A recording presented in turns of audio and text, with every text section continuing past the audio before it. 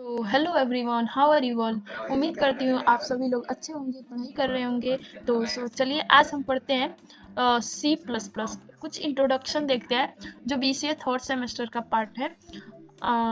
So let's start. oops oops, or we can say object oriented design. First of all we will cover. So basically इसका introduction देख लेते हैं.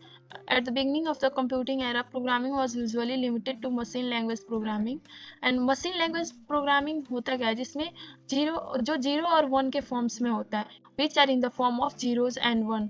तो machine language are sequences of bits होते हैं जिसमें zeros और one होते हैं, as you can see here, 0 1 00 and etc.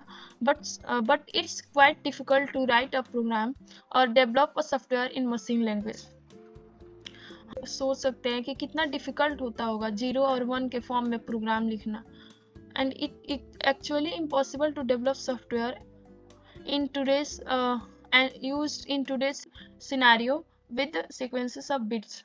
Sequences of bits से आज के सिनारियो में हमारे लिए बहुत डिफिकल्ट हो जाएगा एक सॉफ्टवेयर को डेवलप करना. This was the main reason programmers moved on to the next generations of programming languages. यही मेन रीजन था कि हम जो प्रोग्रामर्स थे वो प्रोग्रामिंग लैंग्वेजेस के नेक्स्ट जनरेशन में मूव किए. एंड उसके बाद क्या डेवलप किए, असेंबली लैंग्वेज. असेंबली लैंग्वेज में बेसिकली होता क्या था, कुछ नेमोनिक कोड होते थे जिसके हेल्प से प्रोग्रामर प्रोग्राम्स लिखते थे, and which were near enough to the English language to easily understand. ये उस मशीन लैंग्वेज के कंपैरिजन में काफ़ी अंडरस्टैंडेबल था for the human beings. These assembly languages were used in microprocessor. ये जो assembly languages थे microprocessors में use होते थे. With the invention of the microprocessors, assembly language flourished and ruled over the industry, but it was not enough. पहले तो assembly language आया, लेकिन ये भी हमारे programmers के लिए enough नहीं था. Again, programmers come with something new, that is structure and procedural programming. Assembly language के बाद क्या आया, structural and procedural programming language. Structural में जैसे हमारा आ जाएगा सी प्रोग्रामिंग एंड कोबोल. अगर if we talk about procedural programming language, इसमें भी हमारा सी और पास्कल आ जाएगा, एंड कोबोल, फोर्ट्रैन, ये सारे हमारे प्रोसीजरल में आ जाएंगे. फिर हमारा आया ऑब्जेक्ट ओरिएंटेड प्रोग्रामिंग लैंग्वेज, जो अभी भी चल रहा है, और इसमें काफ़ी सारे ऐसे मतलब फीचर्स है जो ह्यूमन बींग्स के अंडरस्टैंडेबल है ह्यूमन बींग्स के लिए. Hierarchy of programming paradigms. पहले आया हमारा मशीन लैंग्वेज, फिर आया असेंबली लैंग्वेज, फिर आया स्ट्रक्चर प्रोग्रामिंग लैंग्वेज, फिर आया प्रोसीजरल प्रोग्रामिंग लैंग्वेज, और लास्ट में हमारा है ऑब्जेक्ट ओरिएंटेड प्रोग्रामिंग लैंग्वेज, जो अभी भी चल रहा है. तो ब्रीफ इंट्रोडक्शन देख लेते हैं स्ट्रक्चर प्रोग्रामिंग होता क्या है. The basic principle of structured programming approach is to divide a program into functions and modules. So structured programming language में होता क्या है, हमारे प्रोग्राम्स जो होते हैं functions में divides होते हैं and some modules में divides होते हैं. The use of modules and functions make the program more understandable and readable. Obvious सी बात है, जब हम programs में modules and functions use करेंगे तो ज़्यादा अंडरस्टैंडेबल एंड रीडेबल होगा for the programmer. It helps to write cleaner code and to maintain control over the functions and modules. This approach gives importance to functions rather than data. So structured programming language हमारा focus करता है development of large software applications, जैसे सी को use करके modern operating system को develop किया गया.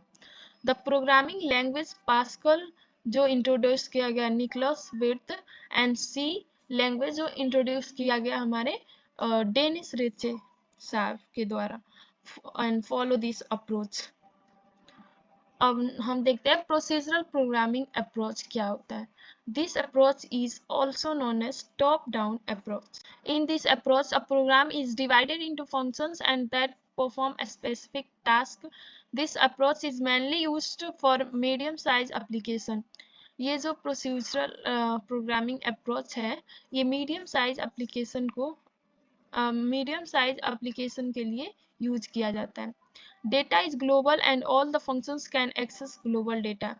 इसमें प्रोसीजरल प्रोग्रामिंग में होता क्या है, जो हमारा डेटा होता है वो ग्लोबल होता है एंड ये सारे डेटा एंड ये जो भी डेटा होते हैं सारे फंक्शंस के द्वारा एक्सेस किए जा सकते हैं।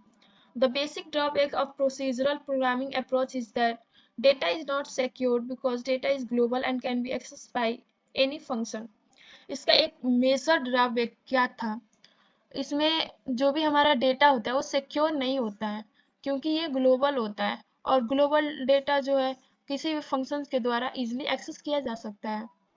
Here you can see the graphical representation of procedural programming language. Here you can see main program, and in the main program you can see here the multiple functions.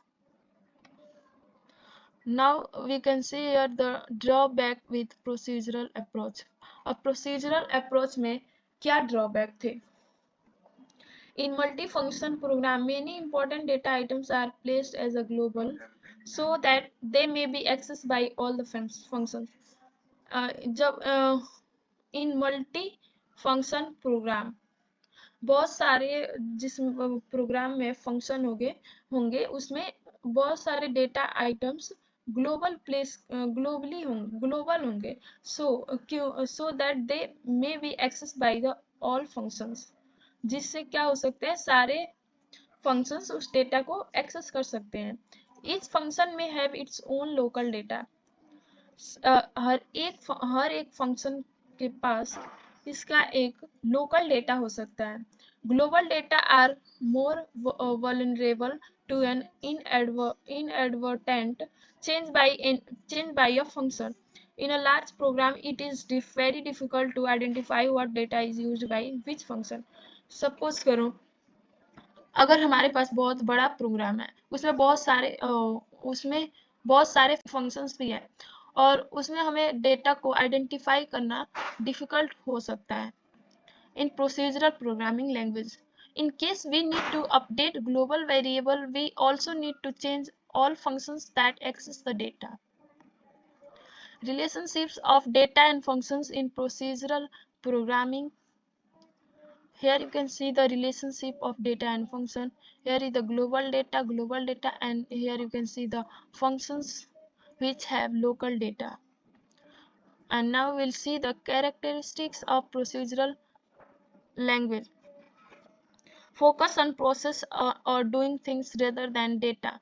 इसमें main focus कहाँ पे होता है, process पर होता है और doing things rather than data. The whole program is implemented based on actions such as reading, calculating, and printing. Therefore, a bunch of functions are written to solve a program from top to down. Global data is often shared by all functions. Data moves openly from function to function. So that's all about today's, and thank you.